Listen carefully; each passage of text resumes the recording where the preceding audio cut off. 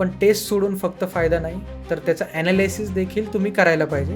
मेंटरनी help केली होती आम्हाला त्यावेळेस, की प्रिलिमचा स्कोअर आपण घरी मॉक टेस्ट सोडवल्यानंतर फक्त स्कोअरकडे लक्ष न देता कोणत्या सब्जेक्टचे क्वेश्चन आपले जास्त बरोबर येतात. जसं मी मगाशी म्हटलं स्पॉट ॲनालिसिस, कोणत्या सब्जेक्टमधून जास्त क्वेश्चन्स करेक्ट येतात आणि त्यानुसार आपण प्रॅक्टिस करत राहिलो तर एक आपल्याला फायनली एक अंडरस्टँडिंग येते की किती अटेम्प्ट करायला पाहिजे, ते कोणत्या सब्जेक्टमधून करायला पाहिजे. आणि 2023च्या सीसॅटचा पेपर हा खूप हार्ड लेवलचा आलेला होता. तर त्यावेळेस मी एक कॉन्शियस डिसिजन घेतला एक्झाम हॉलमध्येच की तर आत्ता सीसॅटचा अभ्यास करताना एक PYQ समोर डोळ्यासमोर ठेवून. मित्रांनो, आज आपल्यासोबत आहे Siddharth Laxman Tagad. UPSC civil services exam 2025मध्ये ऑल इंडिया रँक 619 या क्रमांकाने यशस्वी झालेले आहेत. मित्रांनो, सिद्धार्थचा हा 4था अटेम्प्ट होता. यापूर्वीच्या 3 अटेम्प्टमध्ये पूर्वपरीक्षा, मुख्य परीक्षा आणि मुलाखतीपर्यंत त्यांनी मजल मारली होती. 2023च्या अटेम्प्टमध्ये ऑल इंडिया रँक 809ने UPSCमध्ये यश संपादन केलं होतं आणि यावर्षी पुन्हा UPSCची परीक्षा त्यांनी यशस्वी केली आणि रँक ही त्याच्यापेक्षा इम्प्रूव्ह केली.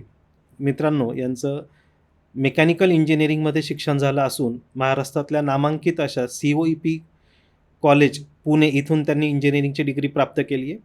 त्यांचा UPSCचा ऑप्शनल विषय हा अँथ्रोपॉलॉजी होता. आज अहिल्यानगरसारख्या शहरातून त्यांनी UPSCचा त्यांचा प्रवास सुरू केला. आज आपल्या UPSC ॲस्पिरंट्सला सिद्धार्थचा हा जो जर्नी UPSCचा की 4 अटेम्प्टपैकी 3 अटेम्प्टमध्ये इंटरव्ह्यूपर्यंत पोहोचणं आणि 2 वेळा रँक प्राप्त करणं हा नक्कीच आपल्यासाठी इन्स्पिरेशनल राहणार आहे आणि त्यांच्याच तोंडून आपण त्यांचा जर्नी आज समजून घेऊयात. हॅलो सिद्धार्थ. नमस्कार sir. Welcome you on the platform of spectrum IAS academy. Thank you for having me sir. आणि पहिल्यांदा तर खूप खूप अभिनंदन UPSCचा दुसऱ्यांदा सुद्धा चांगला रँक काढल्याबद्दल. हो, थँक्यू सर. सिद्धार्थ, काय वाटतं की जेव्हा UPSCचं आपण मेरिट लिस्टमध्ये आपलं नाव बघतो, सतत 4-5 वर्ष ज्या गोष्टीचा आपण ध्यास घेतलेला असतो आणि मेरिट लिस्टमध्ये आपला रँक दिसतो, त्यावेळेस पहिली प्रतिक्रिया काय असते? पहिली प्रतिक्रिया म्हणजे जेव्हा रिझल्ट पाहत असतो, एक अंदाज असतोच आपल्याला की आज रिझल्ट येणार आहे म्हणून. तर त्यावेळेस मनामध्ये एक धाकधूक असते. त्यावेळेस मनामध्ये फक्त एकच इच्छा असते, देवाकडे एकच मागणं असतं आपलं की त्या PDF मध्ये आपलं नाव आलं पाहिजे. तर माझी देखील तीच अपेक्षा होती की त्या PDF मध्ये नाव आलं पाहिजे. आणि एक आनंद तर होताच, पण आनंदापेक्षाही एक जास्त म्हणजे एक रिलीफ होता माझ्या मनामध्ये की कुठेतरी मी जो संघर्ष केला होता, अभ्यास केला होता, त्याला कुठेतरी एक यश मिळालेलं आहे. तर तीच एक भावना मनामध्ये होती. देवाची प्रार्थना केलेली होती आणि आईवडिलांच्या आशीर्वादामुळे आणि कष्ट ऑब्व्हियसली सगळेच मुलं घेतात, त्यामुळे हे यश मिळालं, याचं एक रिलीफ मनामध्ये होता. आपलं फॅमिली बॅकग्राऊंड काय होतं? माझे आई ही गृहिणी आहे आणि या जर्नीमध्ये मला तिचा सगळ्यात जास्त सपोर्ट मिळालेला आहे. आणि माझे वडील हे कृषी क्षेत्रामध्ये काम करतात. शेतकऱ्यांना सहकार्य करणे असेल, ॲज कृषी सहाय्यक, ॲग्रिकल्चरल असिस्टंट म्हणून त्यांनी त्यांचा प्रवास सुरू केला होता. त्यांनी BSc आणि MSc ॲग्री पूर्ण केलेले आहे आणि ते त्यानंतरच्या काळात मी एक 7वी-8वीला असताना त्यांनी PhD त्यांची पूर्ण केलेली आहे ॲग्रिकल्चर फील्डमध्येच, बॉटनीमध्ये. तर हा एकूण एक माझा फॅमिली बॅकग्राऊंड. आणि मला एक लहान भाऊ देखील आहे, तो सध्या IT सेक्टरमध्ये कार्यरत आहे. तर घरात शिक्षणाची पार्श्वभूमी चांगली आणि वडील शासकीय सेवेमध्ये आहेत. हो सर. मग UPSC करावंसं का वाटलं आणि कधी वाटलं? ॲक्च्युली हा डिसिजन मी स्वतः घेतला होता. एक कॉलेजमध्ये मी 3rd इयरला असताना मी निर्णय घेतला की UPSC करायला पाहिजे. का तर आमच्या कॉलेजमध्ये COEPमध्ये एक CSAC नावाचा क्लब आहे, सिव्हिल सर्व्हिसेस ॲस्पिरंट्स क्लब.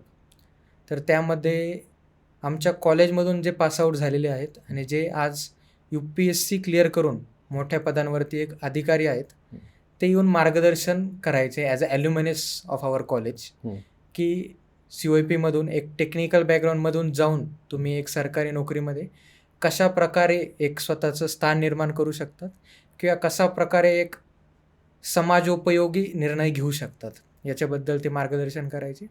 आणि लहानपणापासून माझ्या वडिलांची देखील इच्छा होती. वडील मला लहानपणी विश्वास नांगरे पाटील असतील, तुकाराम मुंडे असतील, आंधळे सर असतील, यांचे भाषणं ऐकायला घेऊन जायचे. तर कुठेतरी एक लहानपणी शाळेत जरी विचारलं तोंडी परीक्षेत, की भविष्यात काय व्हायचं आहे? तर लहानपणी मुलं म्हणायचे, "मला पायलट व्हायचं आहे." कोण म्हणायचं डॉक्टर, इंजिनियर.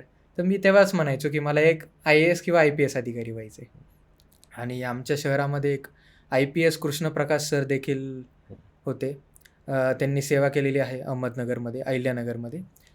तर त्यांचाही एक आदर्श मनामध्ये होता. कारण की आज जर अहिल्यानगरमधल्या नागरिकांना विचारलं, की ते कोण एक कर्तव्यदक्ष अधिकारी होऊन गेला, तर निश्चितच ते IPS कृष्णप्रकाश सरांचं नाव घेतात. तर तो एक मनामध्ये एक वेगळं स्थान होतं त्या सर्व्हिसेसबद्दल. कॉलेजमध्ये येऊन त्याच्याबद्दल अजून माहिती मिळाली आणि मग मी निर्णय घेतला, की आपण देखील UPSC करायला पाहिजे म्हणून. म्हणजे अगदी लहानपणापासून स्वप्न पाहिलं होतं UPSCचं. हां, लहानपणापासून एक ओळख निर्माण झाली होती UPSCसाठी. एक वेगळी एक आदर मनामध्ये होता एक UPSCबद्दल आणि एक फायनल निर्णय मी COEPला असताना एक कॉन्शियस डिसिजन म्हणू शकतो आपण, मी 3rd इयर ऑफ इंजिनिअरिंगमध्ये घेतला होता. UPSCचा जर निकाल आपण पाहिला तर निकालामध्ये इंजिनिअरिंग बॅकग्राऊंडचे विद्यार्थी मोठ्या संख्येने दिसतात. हो. तर काय वाटतं, इंजिनिअरिंग बॅकग्राऊंडचा काही बेनिफिट होतो UPSCच्या प्रिपरेशनमध्ये? निश्चित सर, आज इंजिनिअरिंगची मुलं जास्त दिसतात. त्याचं कारणही आहे सर, कारण इंजिनिअरिंगलाच आजकाल जास्त ॲडमिशन देखील होतात. तर त्यामुळे इंजिनिअरिंगची मुलं जास्त दिसतात. आणि मदत होण्यामागचं कारण म्हणजे एक इंजिनिअरिंगमध्ये आपल्याला सब्जेक्टिव्हनेस नसतो एक अभ्यासामध्ये. आपण एक ऑब्जेक्टिव्ह अभ्यास करतो. जास्ती करून एक टेक्निकल बॅकग्राऊंडचे सब्जेक्ट्स असतात. तर त्यामुळे एक अभ्यासाची जी पद्धत असते, त्याची एक सवय लागून जाते ती, आणि तीच आपण UPSCमध्ये जर फॉलो केली, तर निश्चित त्याचा आपल्याला एक अभ्यासाच्या पद्धतीमध्ये फायदा होतो असं मी म्हणेल. कारण नॉलेज बॅकग्राऊंडनुसार दोन्ही फील्ड्स, कारण जनरल स्टडीज इन UPSC आणि technical background in engineering are completely different. परंतु एक अभ्यासाच्या पद्धतीमध्ये त्याचा एक फायदा होतो आपल्याला. म्हणजे इंजिनिअरिंग केल्यामुळे UPSCचा अभ्यास करायला मदतच होते. हो सर. आपण बघतो की MPSC असेल, UPSC असेल, विद्यार्थी अनेक वर्ष MPSC, UPSCचा अभ्यास करत असतात, प्रयत्न करत असतात. पण ते काही विद्यार्थ्यांना तर पहिल्या प्रयत्नात UPSC ते क्रॅक करतात. जसे की पहिल्या प्रयत्नात सिद्धार्थने मुख्य आणि इंटरव्ह्यूपर्यंत मजल मारली होती. आणि बरेचसे विद्यार्थी असे असतात, मोठ्या संख्येने विद्यार्थी असे असतात की ते UPSCची इव्हन पूर्वपरीक्षासुद्धा क्रॅक करायसाठी स्ट्रगल करतात अनेक वर्ष. तर काय सांगाल अशा विद्यार्थ्यांना, कसा अभ्यास केला पाहिजे? डेफिनेटली भरपूर मुलं स्ट्रगल करत असतात. आणि प्रत्येक स्टेजला आणि प्रत्येकाचा स्ट्रगल एक वेगळा असतो. आणि तो स्ट्रगल हा आपल्या बॅकग्राऊंडवरती, मग ते फॅमिली बॅकग्राऊंड असेल किंवा आपलं एज्युकेशनल बॅकग्राऊंड असेल, त्याच्यावरही भरपूर गोष्टी डिपेंड करतात. आणि मुख्यतः एक स्वॉट ॲनालिसिस आपण म्हणतो, की माझ्या काय स्ट्रेंथ्स आहेत, काय विकनेसेस आहेत. त्याचं जर आपण ॲनालिसिस केलं, तर आपल्याला निश्चितच कळेल की ह्या सब्जेक्ट्समध्ये मी चांगला आहे, तर मी या सब्जेक्ट्समध्ये स्कोअर चांगला करू शकतो. मुख्यतः प्रिलिम्समध्ये, की मी जर पॉलिटीमध्ये चांगला आहे, तर मी प्रयत्न असा करायला पाहिजे, की मी पॉलिटीमध्ये जास्तीत जास्त क्वेश्चन्स करेक्ट करून तिथे स्कोअर आणण्याचा प्रयत्न करेल. आणि जे सब्जेक्ट्स माझे वीक आहेत, त्याच्यामध्ये मी एक कॉन्शियस डिसिजन घेऊन कोणते क्वेश्चन्स मी स्किप केले पाहिजे, याचा निर्णय घेऊ शकतो. आणि ऑब्व्हियसली या गोष्टी आपल्याला विथ प्रॅक्टिसच येणार. आमचा पीअर ग्रुपही असायचा जेव्हा आम्ही अभ्यास करायचो. त्यावेळेला आम्ही एक टार्गेट सेट केलं होतं. त्यावेळी 2019 साली मंदार पत्की सर, महाराष्ट्राचेच आहेत, पुण्याचे. पुण्यामधून शिक्षण केलं होतं त्यांनी. त्यांचा ऑल इंडिया रँक 22 आला होता. त्यांनी 100 प्रिलिमच्या टेस्ट सॉल्व्ह केल्या होत्या. तर आमच्या पीअर ग्रुपने आम्ही ठरवलं होतं, की आम्हीसुद्धा 100 टेस्ट सॉल्व्ह करण्याचा प्रयत्न करणार आहे ॲटलिस्ट. 100 होऊ शकल्या नाही, पण आम्ही 60 टेस्ट सोडवल्या. तर त्याचा फायदा असा झाला, की बॅक टू बॅक 2 प्रिलिम्स निघल्या माझ्या. आणि हे प्रिलिम्सलाही त्याचाच फायदा झाला मला. त्याच नोट्सचा आणि त्याच टेस्टचा मला फायदा आत्ता देखील होतो सर. थोडक्यात टेस्ट, मॉक टेस्ट ह्या उपयोगाच्या असतात प्रिलिमच्या स्टेजला तरी. हो सर. प्रिलिम हा तसा सगळ्यात पहिला क्रुशियल टप्पा असतो. मुख्य परीक्षेसाठीचा गेटवे म्हणजे प्रिलिम्स. आपण कॉम्पिटिशनमध्ये राहतो की बाहेर पडतो ठरवणारी प्रिलिम किंवा पूर्वपरीक्षा असते. हो. तर या पूर्वपरीक्षेसाठी GS आणि CSAT त्याच्यासाठी कशी स्ट्रॅटेजी ठेवली अभ्यासाची? प्रिलिम्सची एक फॉरमोस्ट स्ट्रॅटेजी जी सगळे टॉपर्स सांगतील, ती म्हणजे मिनिमम रिसोर्सेस, मॅक्सिमम रिव्हिजन. ती माझी स्ट्रॅटेजी देखील तीच होती, की रिसोर्सेस प्रत्येक सब्जेक्टला एक बुक क्लासिफाय करायचं, किंवा एका क्लासच्या नोट्स क्लासिफाय करायच्या. फॉर एक्झाम्पल जसं सरांनी मला सांगितलं की तुम्ही जास्तीत जास्त टेस्ट सोडवल्या पाहिजे. पण टेस्ट सोडून फक्त फायदा नाही, तर त्याचं ॲनालिसिस देखील तुम्ही करायला पाहिजे आणि त्यामध्ये तुम्हाला मेंटरची कुठेतरी एक हेल्प होणार असते. जसं की पाटील सरांनी हेल्प केली होती आम्हाला त्यावेळेस, की प्रिलिमचा स्कोअर आपण घरी मॉक टेस्ट सोडवल्यानंतर फक्त स्कोअरकडे लक्ष न देता पहिल्या राऊंडला आपण किती क्वेश्चन्स सॉल्व केले, त्यामध्ये कोणत्या सब्जेक्टचे क्वेश्चन आपले जास्त बरोबर येतात. जसं मी मगाशी म्हटलं स्वॉट ॲनालिसिस, कोणत्या सब्जेक्टमधून जास्त क्वेश्चन्स करेक्ट येतात, त्यामधून आपल्याला असं कळणार की कोणता सब्जेक्ट आपला स्ट्रॉंग आहे किंवा कोणता सब्जेक्ट आपला वीक आहे.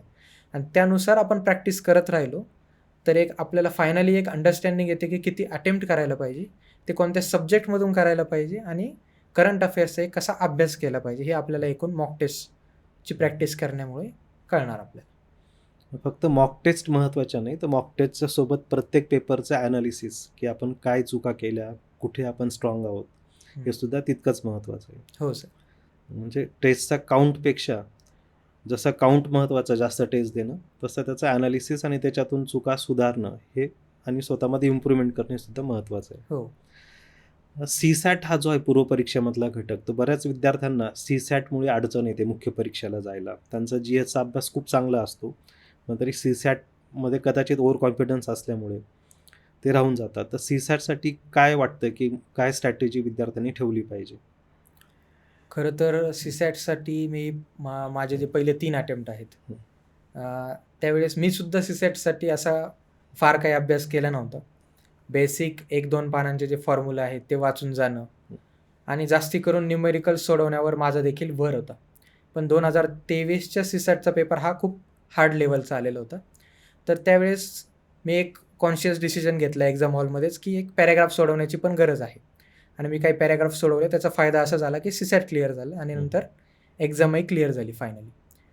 तर आत्ता CSATचा अभ्यास करताना एक PYQ समोर डोळ्यासमोर ठेवून कंटिन्युअसली कोणत्या प्रकारचे क्वेश्चन्स येतात, त्यामध्ये कोणते सोपे आहेत, जसं की नंबर सिस्टीमचे क्वेश्चन असतात, जे आपण जर आपण इझिली टॅकल करू शकतो जर आपण त्याचा अभ्यास केलेला असेल तर मग त्या सब्जेक्ट्समध्ये जास्त वेळ देऊन त्याच्यामधून ते क्वेश्चन्स करेक्ट एक्झाम हॉलमध्ये ते क्वेश्चन्स करेक्ट करण्याची एक स्ट्रॅटेजी असते की ते क्वेश्चन सापडून पहिले ते अटेम्प्ट करणं. आणि प्रोबॅबिलिटी, परम्युटेशन, कॉम्बिनेशन्स हे थोडे हार्ड सब्जेक्ट्स आहेत किंवा 2023चा पेपरमध्ये फारच कठीण प्रश्न या 2 टॉपिक्समधून आले होते. तर त्या क्वेश्चन्सला आपण इग्नोर करून त्याऐवजी पॅराग्राफ सॉल्व्ह करू शकतो. तर ही एक ओव्हरऑल स्ट्रॅटेजी आणि पुन्हा एकदा याच्यामध्ये प्रॅक्टिसच फार महत्त्वाची ठरेल.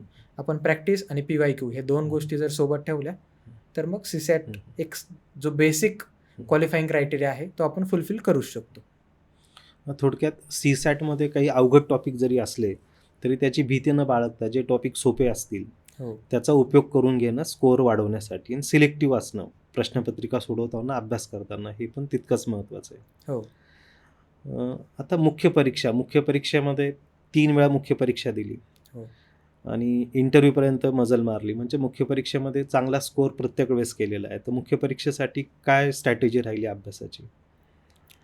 खरं तर माझी स्ट्रॅटेजी ही इव्हॉल्व्ह होत राहिली आहे प्रत्येक अटेम्प्टनुसार. कारण शेवटी मुख्य परीक्षेत स्कोअर जरी आला तरी माझा स्कोअर हा पहिल्या अटेम्प्टला कट ऑफ जवळच होता एकदम. तर त्यावेळेस माझी स्ट्रॅटेजी म्हणजे पहिला अटेम्प्ट असल्यामुळे मी मेन्स रेडी नव्हतो बिफोर द प्रिलिम्स. तर एक विद्यार्थ्यांना देखील एक संदेश असेल की प्रिलिम्सचा अभ्यास सुरू करण्याच्या आधी आपल्या एक मेन्सच्या नोट्स, ऑप्शनलच्या नोट्स एक प्रिपेअर्ड पाहिजे. तो एक स्टेप बाय स्टेप मॅनर आहे या एक्झामला अप्रोच करण्याचा. माझ्या नोट्स प्रिपेअर्ड नव्हत्या आणि ह्या एक्झाममध्ये सक्सेस मिळवण्यासाठी आपण एक स्ट्रॅटेजी म्हणतो की एसे, इथिक्स आणि ऑप्शनल या 3 सब्जेक्ट्समध्ये जर आपण स्कोअर केला तर आपण ही एक्झाम क्रॅक करू शकतो. माझ्या पहिल्या अटेम्प्टमध्ये वेळ नसल्यामुळे मी इथिक्स हा सगळ्यात शेवटी केला होता आणि गायडन्सही त्यावेळेस मी घेतलं नव्हतं कोणाचं आणि मग मी आन्सर रायटिंगसुद्धा केली नव्हती. तर त्यामुळे माझा इथिक्सचा स्कोअर हा फक्त 84 होता त्या वर्षी आणि त्यामुळे मग माझा ओव्हरऑल फक्त कट ऑफ क्लिअर झाला होता मेन्सचा काठावरती. आणि त्याची आयडिया मला देखील होती आधीपासून, कारण मी इथिक्सचा जवळजवळ 50 मार्कांचा पेपर सोडूनच आलेलो होतो प्रॅक्टिस नसल्यामुळे. मग सेकंड अटेम्प्टमध्ये मी त्याच्यामध्ये इम्प्रूव्हमेंट केली. मी 10 वर्षांचे PYQ सोडून पाहिले स्वतः इथिक्सचे. त्यामुळे एक आन्सर रायटिंग प्रॅक्टिस झाली, क्वेश्चनवरती एक होल्ड आला, नॉलेज बेस वाढला आणि अँथ्रोपॉलॉजीमध्ये माझा एक कॉन्स्टंट स्कोअर राहिला सुरुवातीचे 2 अटेम्प्ट, एक 253 आणि 258. फक्त त्यात असं झालं की पेपर 1मध्ये मला 140 स्कोअर येत होता, पेपर 2मध्ये काय स्कोअर येत नव्हता. तर त्यामध्ये एक स्ट्रॅटेजी फिक्स झाली होती की पेपर 1ला मला काय करायचं माहीत होतं, पण पेपर 2ला कळत नव्हतं. थर्ड अटेम्प्टमध्ये अगेन सरांनी सांगितलं होतं की एसेची प्रॅक्टिस केली पाहिजे. मला फर्स्ट अटेम्प्टला एसेची प्रॅक्टिस न करता 120 आले होते आणि सेकंड अटेम्प्टमध्ये देखील 100+ स्कोअर होता माझा, 100 to 110. तर माझ्या डोक्यात असं होतं की पहिले स्कोअर आला आहे तर मी एक फक्त वरवर बघून घेईल नोट्स आणि त्यामधून होईल, म्हणून मी एक ती ॲडवाईस इग्नोर केल्यासारखं झालं. तर यावर्षी माझा एसेचा स्कोअर कमी होऊन 92 आला. तर तिथेच एक मोठा फटका बसला. याचा अर्थ ह्या एक्झामच्या प्रोसेसमध्ये आन्सर रायटिंग हा सगळ्यात मोठा इम्पॉर्टंट फॅक्टर आहे आणि आन्सर्सचं अगेन प्रिलिम्ससारखंच एक ॲनालिसिस चेक करून घेणं, त्यामध्ये काय गरजेचं आहे, काय टाळता येईल आणि टाईम मॅनेजमेंट कसं करता येईल याच्यावरती एक मेन्सचा अभ्यास करताना ओव्हरऑल फोकस पाहिजे आपला. आन्सर रायटिंगची प्रॅक्टिस करताना पेपर वाईज कदाचित वेगळी डिमांड असू शकते. एसेची डिमांड वेगळी, इथिक्सची वेगळी, GS1ची वेगळी. तर काय स्ट्रॅटेजी राहिली पेपर वाईज? येस, प्रत्येक पेपर वाईज एक डिफरंट स्ट्रॅटेजी असणार. इथिक्सच्या पेपरमध्ये ऑब्व्हियसली थेरी पार्ट आणि केस स्टडीजचा पार्ट वेगळा आहे, तो आपल्याला त्यामध्ये देखील टाईम मॅनेजमेंट करायला लागणार. आणि इथिक्समध्ये आपण जे एक्झाम्पल्स लिहितो, केस स्टडीज लिहितो, जे आपण न्यूजपेपरमधून कलेक्ट करू शकतो. आणि इथिक्सच्या पेपरमध्ये एक महत्त्वाची गोष्ट अशी असते युनिक, की प्रत्येकाचं आन्सर हे युनिक म्हणजे असतंच जवळपास. फार कमी वेळा असं होणार की मुलांचे आन्सर्स सेम येणार, कारण टेक्निकल क्वेश्चन्स नाही आहेत. इथिक्स आहे ते एकदम सब्जेक्टिव्ह आहे, मोरल आहे. तर त्यामध्ये आपण काय एक्झाम्पल्स लिहितो आणि ते टू द पॉईंट टॉपिकशी कसे कनेक्ट होते याच्यावरती आपले मार्क्स डिटरमाइन करणार. आणि मला आधी 84 स्कोअर होता, त्यानंतर 110 110 स्कोअर आला माझा. तर ह्या ॲनालिसिसमुळे आणि PYQच्या प्रॅक्टिसमध्ये तो स्कोअर आला. अनफॉर्च्युनेटली मी यावेळेस GS3सुद्धा इग्नोर केला होता, तर त्यामध्ये सुद्धा स्कोअर कमी आला माझा, 80 स्कोअर आला. ओव्हरऑल GS3मध्ये तसा कमीच स्कोअर येतो, पण माझा फार कमी स्कोअर आहे असं मला वाटतं. आणि GS1मध्ये मी यावेळेस एफर्ट्स घेतलेले की मी आन्सर रायटिंग प्रॅक्टिस ही मी GS1पासून चालू केली. जनरली आपण सब्जेक्ट वाईज जातो, तर मी GS1ची आन्सर रायटिंग प्रॅक्टिस खूप केली, बाकीच्या सब्जेक्ट्सला तेवढा वेळ दिला नाही. तर GS1मध्ये माझा स्कोअर चांगला आला, 106 स्कोअर आला. तर मला असं वाटतं की एक आन्सर रायटिंग हा तर कॉमन फॅक्टर आहे, पण प्रत्येक सब्जेक्टच्या डिमांडनुसार की कुठे चार्ट्स असले पाहिजे, कुठे ग्राफ असला पाहिजे, जॉग्राफी असेल तर इंडियाचा किंवा वर्ल्डचा मॅप आपण कमीत कमी वेळात 10 सेकंदात कसा काढला पाहिजे याची प्रॅक्टिस, या सगळ्या गोष्टी आपण प्रत्येक पेपर वाईज ॲनालाइज करू शकतो. मुख्य परीक्षेमध्ये पेपर वाईज स्ट्रॅटेजी ठेवणं हे सुद्धा तितकंच महत्त्वाचं असतं. हो सर.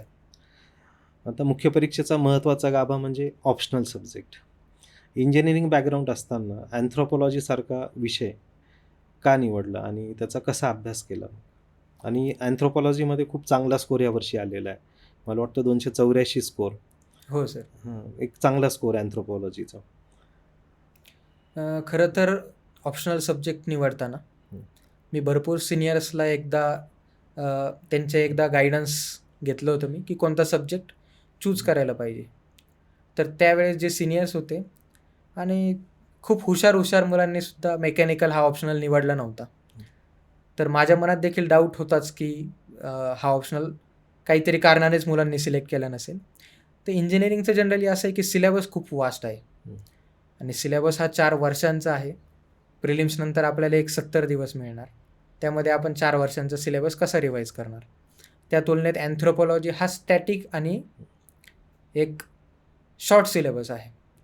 तर त्यामुळे मला असं वाटलं की अँथ्रोपॉलॉजी घ्यायला पाहिजे. मार्केटमध्ये गायडन्स देखील त्यावेळेस उपलब्ध झालं होतं की मेंटरशिप अवेलेबल होती आमच्या कॉलेजच्या सिनियर्सची, जसं की CSAC क्लब होता, त्यामधून काही सिनियर्स गायडन्स करायचे की कोणत्या टॉपिकसाठी कोणते बुक्स रेफर केले पाहिजे याचा. आणि अँथ्रोपॉलॉजीमध्ये मी सुरुवातीचे 1-2 पॉईंट्स सिलेबसचे ते वाचून पाहिल्या नोट्स, आणि त्यामध्ये ट्रायबल हिस्ट्री, ट्रायबल्सचं कल्चर कसं आहे त्याबद्दल माझ्या मनात एक क्युरिओसिटी निर्माण झाली की हा सब्जेक्ट काय आहे, ह्युमन इव्होल्युशन काय आहे. आणि बरेच जण असं म्हणायचे की यामध्ये बायोलॉजीचा पार्ट आहे तर तो डिफिकल्ट आहे, परंतु वडील देखील कृषी क्षेत्रामध्ये आणि ते देखील एक मेंडेलियन लॉ जे आपण म्हणतो त्यामध्येच वर्क करायचे आणि 11वी-12वीला देखील मला बायोलॉजी होतं. तर बराचसा पार्ट मला असं वाटत होतं की मी टॅकल करू शकतो. तर या कारणांमुळे मग मी अँथ्रोपॉलॉजी हा ऑप्शनल चूज केला आणि त्यामध्ये पहिले 2 अटेम्प्टमध्ये माझा स्कोर एक कॉन्स्टंट होता 250 अबोव्ह. तर यावेळेस माझ्यासमोर तेच टार्गेट होतं की 280 अबोव्ह हा स्कोर आला पाहिजे. तर यावेळेस मी आन्सर रायटिंग प्रॅक्टिस अजून जास्त रिगरस केली होती. त्यामुळे मला असं वाटतं की आणि conceptual understanding with the attempt एक नॉलेज इम्प्रूव्ह होत गेलं. त्यामुळे यावेळेस 280 प्लस स्कोर मी करू शकलो. म्हणजे ऑप्शनल निवडणं ही पण एक महत्त्वाची बाब असते UPSCच्या प्रिपरेशनमध्ये आणि त्याच्यात इंटरेस्ट घेऊन मग त्याचा अभ्यास करणं, स्ट्रॅटेजाईज करणं, त्याच्याने नक्कीच चांगला स्कोर ऑप्शनलमध्ये करता येतो. त्याच्यानंतर महत्त्वाचा टप्पा म्हणजे मुलाखत. हो. UPSCचा सगळ्यात महत्त्वाचा टप्पा. मुलाखत 3 वेळा दिली. तर मुलाखतीचं कसं प्रिपरेशन केलं? काय स्ट्रॅटेजी राहिली? आणि त्या 3 वेळा जो मुलाखतींचा अनुभव आहे UPSCचा, त्याच्यातल्या काही मेमरीज किंवा काही असे इन्सिडेंट आहेत का की जे आपल्याला शेअर करता येतील? नक्कीच सर. हं. खरं तर पहिल्या अटेम्प्टमध्येच मी इंटरव्ह्यू स्टेजला गेलो होतो. जे की मला एक आतमधून मला एक अंदाज होता की मी मेन्सचा कट ऑफ हा काठावरती क्लिअर केलेला असेल. परंतु शेवटी इंटरव्ह्यूला गेल्यानंतर की अभ्यास कसा केला पाहिजे याबद्दल काहीच आयडिया नव्हती की इंटरव्ह्यू कसा फेस केला पाहिजे. आणि खरं तर मी जरी COEPचा असलो तरी आजपर्यंत मी इंग्लिशमधून असं कम्युनिकेशन कधीच केलं नव्हतं. आणि त्यात आता इंग्लिशमधून अख्खा इंटरव्ह्यू द्यायचा म्हणजे माझ्या एकदम जीवावर आलं होतं की आता हे आपण कसं इंग्लिश बोलू शकणार. तो एक न्यूनगंड असतो आपल्या बऱ्याच मुलांमध्ये असतो. ग्रामीण भागातून स्पेशली जे मुलं येतात त्यांच्यामध्ये हा एक न्यूनगंड असतो. परंतु माझा पीअर ग्रुप होता, मित्र होते. त्यांच्या रूमवरती मी पुण्यामध्ये आलो. मी बऱ्याच इथे पुण्यामध्ये लोकांची भेट घेतली, शिक्षकांची भेट घेतली. एक प्रवीण चव्हाण सरांची भेट घेतली. तर आणि त्यानंतर मी सरांची जेव्हा भेट घेतली तेव्हा सरांनी मला एक गोष्ट सांगितली की ऑब्व्हियसली मी एक मॉक इंटरव्ह्यू दिला. त्यामध्ये मला प्रश्न विचारले की तुम्ही UPSC का करताय अभ्यास? आणि मला उत्तर व्यवस्थित देता आलं नाही. एकतर आपल्याला माहीत असतं की मराठीमधून मी का तयारी करतोय किंवा का मी हा निर्णय घेतला आहे. पण आपल्या डोक्यात कॉन्स्टंटली एक ट्रान्सलेशन फेजमध्ये मी असायचो की मी मराठीत विचार करणार, मग तो इंग्लिश ट्रान्सलेट करणार आणि मग कम्युनिकेट करणार. त्यावेळेस सरांनी मला सांगितलं की प्रत्येक असे जे HR क्वेश्चन्स आहेत की तुझ्या फॉर्ममधून जे क्वेश्चन बनतील, लॅबमधून जे क्वेश्चन्स बनतील ते आपण क्वेश्चन लिहून त्याचा आन्सर एक स्वतः लिहून मग मी ते सरांना दाखवणार. सर ते व्हेरीफाय करणार, रिचेक करणार आणि त्यामधून एक प्रोसेस इव्हॉल्व होत गेली. आणि माझा जो पीअर ग्रुप होता तो डेली जवळपास अर्धा तास ते 1 तास आम्ही वॉकिंगला देखील जायचो, जॉगिंग देखील करायचो. तर तेव्हा आम्ही कंटिन्युअसली 2 तास इंग्लिशमध्येच कम्युनिकेशन करायचो. कोणाचंच इंग्लिश परफेक्ट नव्हतं. पण फॉर्च्युनेटली या प्रॅक्टिसमुळे आणि जवळपास मी एक लकी पण होतो की मला 4 महिन्यांनंतर माझी इंटरव्ह्यूची डेट आलेली होती. तर मी 4 महिने ही प्रॅक्टिस डेली केली न चुकता. आणि त्यामुळे असं हे झालं, इम्पॅक्ट असा झाला माझ्या ओव्हरऑल पर्सनॅलिटीवरती की एक फॉर्मल अंडरस्टँडिंग असते बिहेवियरची की नॉक करणे, आल्यानंतर एक विश करणे, गुड इव्हिनिंग असेल, गुड मॉर्निंग असेल. तर तो एक इम्पॅक्ट पडला आणि मी एक फ्री माइंडनी गेलो होतो इंटरव्ह्यूला. कारण मला माहीत होतं, जवळपास शुअर होतं मी की माझं सिलेक्शन हे होणार नाही आहे पहिल्या इंटरव्ह्यूला. कारण मेन्स काठावर निघलेली असणार आणि आतमध्ये न्यूनगंड होताच की इंटरव्ह्यूला मी काय 200 पाडू शकत नाही. मी इंटरव्ह्यू एकदम फ्री माइंडसेटने दिला. त्यावेळेस मला चोबे सरांचा बोर्ड होता. मला 182 मार्क्स आले इंटरव्ह्यूमध्ये. आता यावर्षी ते फार वाटणार नाहीत, पण त्यावेळेस जेव्हा ॲव्हरेज स्कोअर एकदम कमी असायचा त्यावेळेस 182 मार्क्स मिळणं हे माझ्यासाठी एक खूप मोठी अचिव्हमेंट होती. आणि सेकंड इंटरव्ह्यूला देखील मी आणि आत्ता देखील मी त्याच स्ट्रॅटेजी फॉलो करतो की डेली इंग्लिश कम्युनिकेशन असो, क्वेश्चन्स आन्सर रायटिंग असो आणि आता या अटेम्प्टला थोडं AIचा यूज कसा करता येईल यावरती देखील एक फोकस केला आणि इंटरव्ह्यूची स्ट्रॅटेजी तीच कॉन्स्टंट ठेवली होती मी.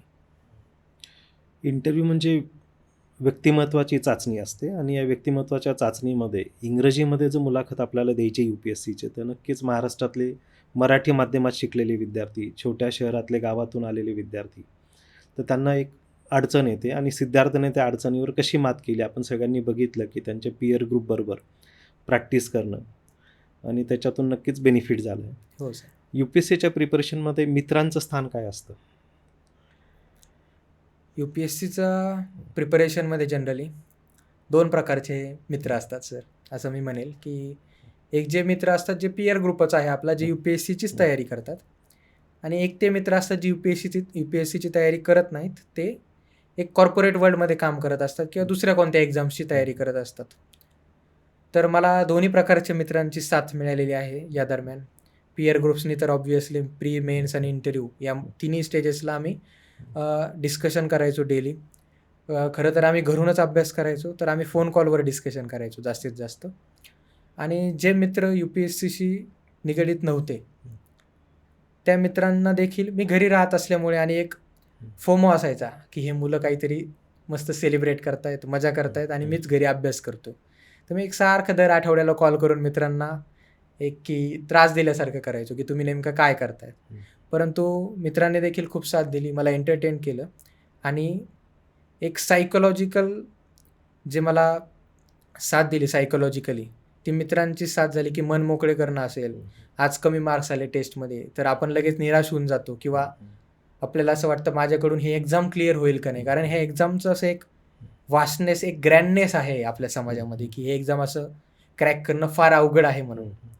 परंतु तेच एक डोक्यामध्ये असतंच, कायम असणार आणि ते प्रत्येक मुलाच्या इथून पुढेही डोक्यात असणार.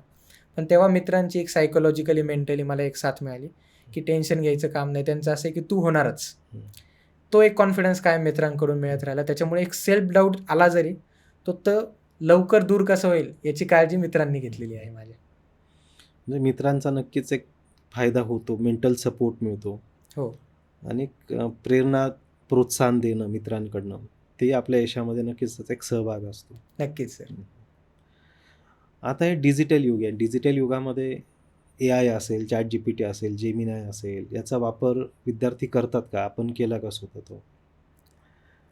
शक्यतो मी ह्या अटेम्प्टला यावर्षी 2025च्या अटेम्प्टला इंटरव्ह्यू स्टेजला जास्ती करून मी ChatGPT किंवा जेमिनायचा वापर चालू केला होता आणि त्याचा फायदा असा होतो की आपल्याला खूप सारं कंटेंट, खूप सारी इन्फॉर्मेशन ही एका ठिकाणी अवेलेबल होते आणि जे डायव्हर्स पॉईंट्स आपल्याला प्रिलिम्स, मेन्स किंवा इंटरव्ह्यू कोणत्याही स्टेजला अवेलेबल आपल्याला पाहिजे असतील, ते आपल्याला इझिली अवेलेबल होतात. पण त्यामध्ये एक पॅराडॉक्स ऑफ प्लेंटी आपण म्हणू शकतो, जो की आहेच. खूप सारी इन्फॉर्मेशन आहे, खूप सारं नॉलेज आहे. त्यामधून नेमकं घ्यायचं काय? हा एक मोठा प्रश्न निर्माण होतो.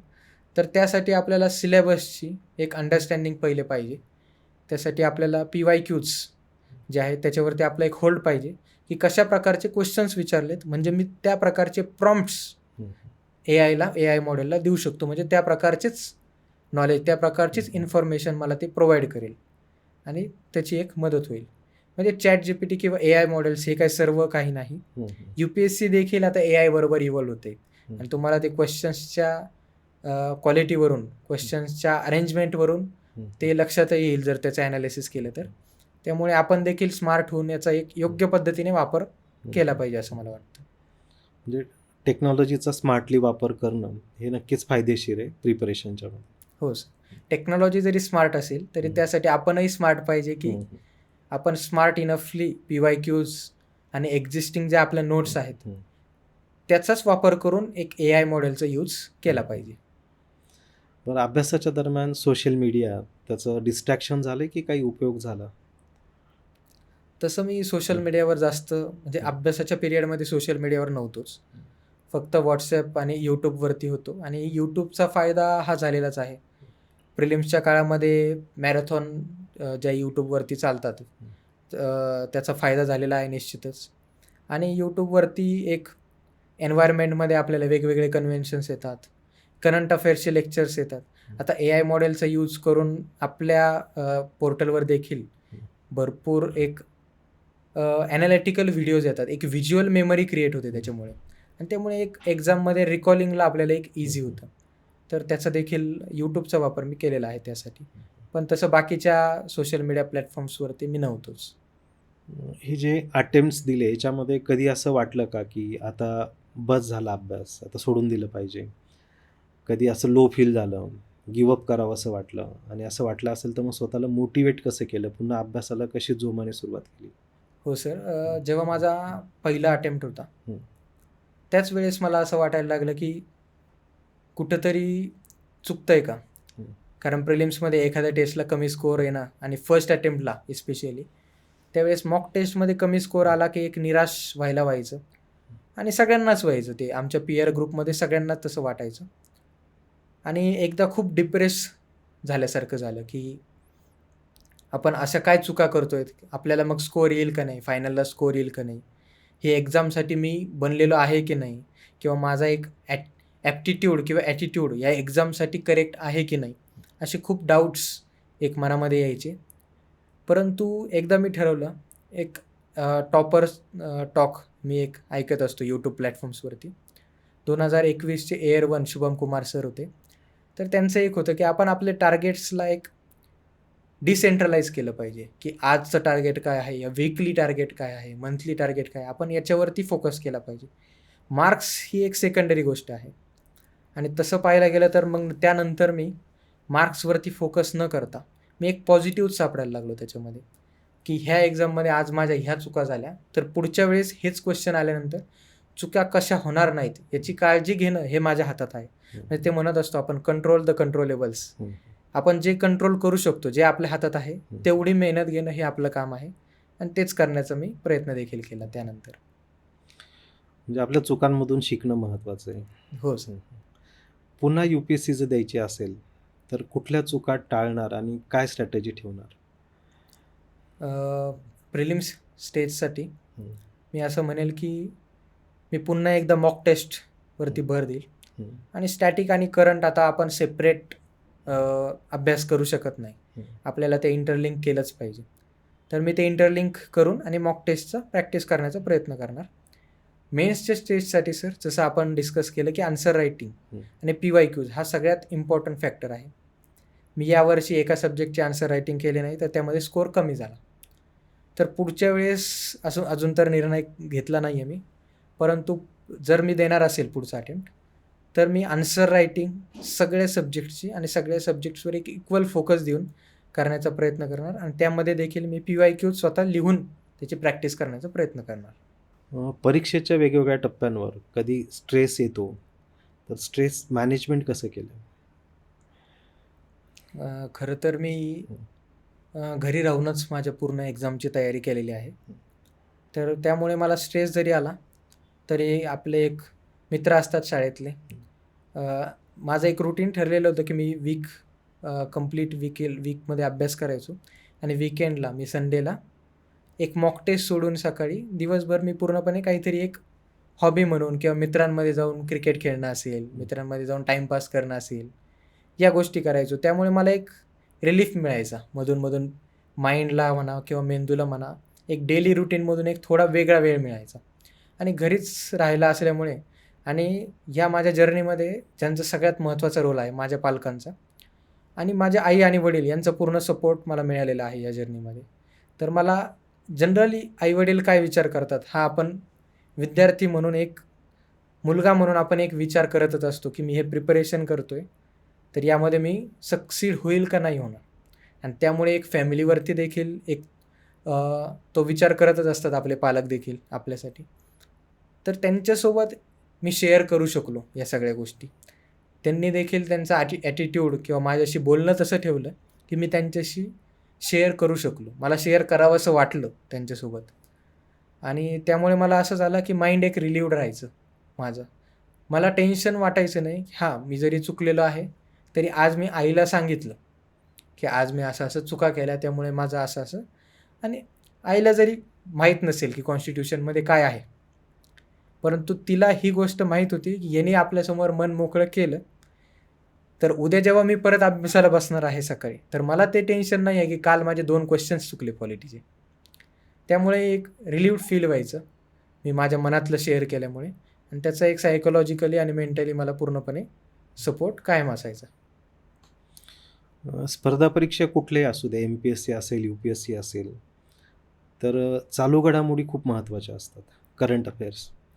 कारण आज आपल्या आसपास काय घडतंय लोकल टू ग्लोबल त्याच्यावर उद्याचे डिसिजन अवलंबून असतात प्रशासनाचे, हो. आणि ते प्रशासकीय अधिकाऱ्यांना त्याची अंमलबजावणी करायची असते. तर या चालू घडामोडी, पूर्व, मुख्य आणि मुलाखत तिघं टप्प्यांवर चालू घडामोडींचं महत्त्व आहे. त्या चालू घडामोडींचा अभ्यास कसा केला आहे जर्नीमध्ये?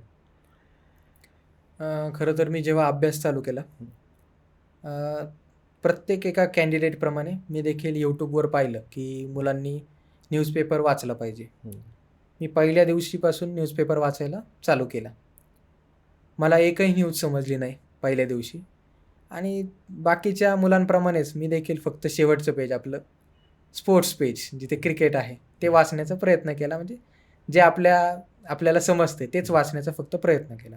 एक 10 दिवसांनंतर मग माझ्या लक्षात आलं किंवा मला सिनियर्सनी सांगितलं की पहिले एक 3 ते 4 महिने बेसिक ज्या गोष्टी आहेत, पॉलिटी असेल, इकॉनॉमी असेल, या गोष्टींचा आपण अभ्यास केला पाहिजे. बेसिक 2-2 रीडिंग तरी या सब्जेक्टच्या आपण केल्या पाहिजे. त्यानंतर एक न्यूजपेपरमध्ये काय आलं आहे ते आपल्याला समजायला तरी लागेल आणि ते आपल्याला इंटरलिंक करता येतील की जी न्यूज आलेली आहे ती कॉन्स्टिट्यूशनशी कशी इंटरलिंक आहे. आर्टिकल 21 हे आपल्या राईट टू हेल्थशी कसं इंटरलिंक आहे ते आपल्याला त्यानंतरच एक basic right to life article 21 याची अंडरस्टँडिंग असेल तरच तिथून पुढे न्यूजपेपरमध्ये काय आलं आहे आपल्याला ते त्याबद्दल कळत जाणार. तर फ्युचर ॲस्पिरंट्ससाठी पण हाच एक संदेश असेल की सुरुवातीला काही बेसिक्स गोष्टी क्लिअर करून मग न्यूजपेपरची आपण तिथून पुढे रीडिंग केली तर आपल्याला नॉलेजही मिळणार, आपलं इंग्लिशही इम्प्रूव्ह होणार त्यामधून, आणि त्यामधून आपलं प्रिलिम्सच्या फॅक्ट्स तर मिळतील, मेन्ससाठी व्हॅल्यू ॲडिशन देखील आपल्याला न्यूजपेपरमधूनच मिळेल. हा UPSCचा जो प्रवास राहिला आहे 4 अटेम्प्टचा, ज्याच्यात 3 इंटरव्ह्यूज आहेत, या 3 अटेम्प्टचे इंटरव्ह्यू आणि 4 अटेम्प्ट UPSCचे दिले, या जर्नीमधून काय शिकायला मिळालं असं वाटतं? या जर्नीमधून निश्चितच मला एक पेशन्स आणि एक हंबलनेस, असं म्हणतात की UPSC भल्याभल्यांना हंबल करून टाकते या प्रोसेसमध्ये. तर मी देखील तसंच म्हणेल की UPSCच्या या प्रोसेसने एक हंबलनेस माझ्या ॲटिट्यूडमध्ये, पर्सनॅलिटीमध्ये आणला. आणि एक जो ॲटिट्यूड असतो नेव्हर गिव्ह अपचा, तो एक ॲटिट्यूड असतो की जसं की माझं टार्गेट हे नव्हतं की यावेळेस मला असा रँक मिळाला पाहिजे किंवा असं हे. यावेळेस माझं टार्गेट होतं की काही झालं तरी मिनिमम 280 ऑप्शनलमध्ये स्कोअर करायचंच आहे. तर मे बी त्याच्यामुळे बाकीच्या सब्जेक्ट्सवरती इम्पॅक्ट झालेला असेल, परंतु ते टार्गेट डोळ्यासमोर ठेवून मी अभ्यास केला आणि यावेळेस 280+ मला मार्क्स मिळाले देखील ऑप्शनलमध्ये. तरी अशा काही गोष्टी आहेत की टार्गेट, आपला माइंडसेट कसा असला पाहिजे. तर एक रँक मागं किंवा हाच विचार करत बसणे, मी क्लिअर करू शकेल की नाही क्लिअर करू शकणार, त्याच्यापेक्षा ॲक्च्युअल जे वर्क आहे ते आहे की जसं आपण म्हटलं कंट्रोल द कंट्रोलेबल्स, अभ्यास आपल्या हातात आहे, तो करण्याचा प्रयत्न करणं. हा एक माइंडसेट आल्यामुळे मग पुढे कोणतीही सिच्युएशन असेल तर आपल्या हातात काय कंट्रोल करू शकतो आपण आणि इथून पुढे आता काय करू शकतो मागचं विसरून, हा एक ॲटिट्यूड मला, ही एक गोष्ट माझ्या ॲटिट्यूडमध्ये आली असं मला वाटतं बऱ्यापैकी. पूर्णतः नाही अजून पण अजूनही शिकण्याच्या त्याच मार्गावर आहे की एक नेव्हर गिव्ह अप ॲटिट्यूड असला पाहिजे कायम. आता केंद्रीय लोकसेवा आयोगाप्रमाणे महाराष्ट्र लोकसेवा आयोग म्हणजे MPSCने सुद्धा त्यांचा पेपर पॅटर्न चेंज केला आहे मुख्य परीक्षेचा. हो. बऱ्यापैकी UPSCला अलाईन हे MPSC करण्यात आलं आहे. काय वाटतंय महाराष्ट्रातल्या मुलांना त्याच्यामुळे UPSCला संधी वाढतील? फक्त MPSCचा अभ्यास न करता ते UPSCला पण आता चांगल्या पद्धतीने फेस करू शकतील? हो सर, निश्चितच. सिलेबस आता 90% सिलेबस सेम आहे. 10% सिलेबस हा महाराष्ट्राचा इतिहास, महाराष्ट्राचा भूगोल या गोष्टी आहेत. तर निश्चित महाराष्ट्राच्या मुलांसाठी एक चांगली गोष्ट आहे आता इथून पुढे की ते आता UPSCचा अटेम्प्ट आणि MPSC या दोन्ही ऑपॉर्च्युनिटीज एकाच वेळेस कॅरी करू शकतात स्वतःसोबत. तर MPSC आणि UPSC सोबत अभ्यास कसा करता येईल याचा विचार करून आता विद्यार्थ्यांनी इथून पुढे एक आपल्या अभ्यासामध्ये तो एक अभ्यासाचा एक भाग मानला पाहिजे की महाराष्ट्राचा इतिहास असेल, महाराष्ट्राचा भूगोल असेल, तो देखील आपल्या इंडियन जॉग्राफी आणि इंडियन हिस्ट्रीमध्ये आपण इंटिग्रेट करून कसा अभ्यास करू शकतो, जेणेकरून दोन्ही एक्झाम्स आपण एका वेळेस टॅकल करू शकतो व्यवस्थित. UPSC सारखी टफेस्ट एक्झाम जी भारतातली मानली जाते, तिचं तयारी जे करतात त्यांनी प्लॅन बीचाही विचार केला पाहिजे का? मी तर म्हणेल की प्लॅन बीचा विचार हा केलाच पाहिजे प्रत्येकाने. जेव्हा आपण प्रिपरेशन स्टार्ट करतोय त्याच वेळेस एक डोक्यात विचार ठेवला पाहिजे की मी किती अटेम्प्ट देणार आहे आणि कोणत्या अटेम्प्टला किंवा कोणत्या वर्षी मी माझा प्लॅन बी ॲक्टिवेट करणार आहे. मग तो कोणताही प्लॅन बी असेल तुमच्या दृष्टीने, बिझनेस करायचा असेल, स्टार्टअप करण्याचा असेल, तुम्ही दुसरा एखादा जॉब सर्च करण्याचा असेल, प्रायव्हेट असेल किंवा पब्लिक सेक्टरमध्ये जॉब करण्याचा विचार असेल, NGOजमध्ये काम करण्याचा विचार असेल, तर या सगळ्या गोष्टींचा आपण पहिल्यापासून विचार करून मग एक आपलं निर्णय, डिसिजन हा घेतला पाहिजे. त्या डिसिजनवर आपण तेव्हाच पोहोचलो पाहिजे. UPSC मधून प्रशासकीय सेवेमध्ये जायचं जे स्वप्न बघतायत असे महाराष्ट्रातील जे तरुण आहे, त्यांना काय सजेस्ट करणार? कसा अभ्यास केला पाहिजे? काय स्ट्रॅटेजी असली पाहिजे? संपूर्ण UPSC किंवा आपण एक स्पर्धा परीक्षा आपण असं म्हणू, याला आपण